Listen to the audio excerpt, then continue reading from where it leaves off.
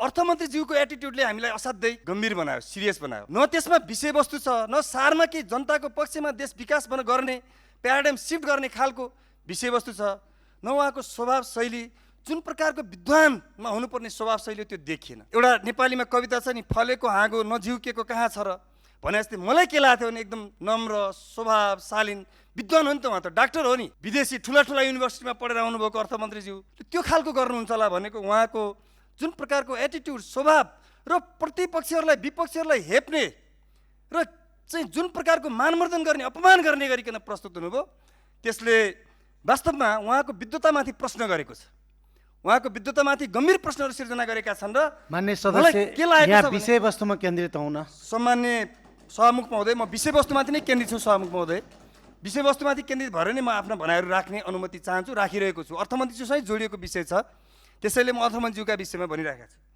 त्यसैले उहाँको विद्वताले यो बजेटसँग चाहिँ जोडिएन। बजेटले यसले दूरदराज देखेन, यसले बजाङ देखेन, यसले अछाम देखेन, दार्चुला देखेन, यसले बाजुरा देखेन, यसले हुम्ला जुम्ला देखेन यो बजेटले। र यसले गरिब देखेन, यसले पिछडिएका वर्गहरू देखेन, महिला देखेन, बालबालिका देखेन, दलित देखेन।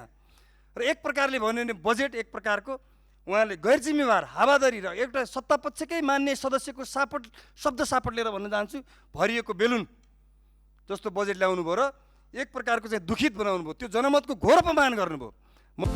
Simric Holidays, your trusted travel partner.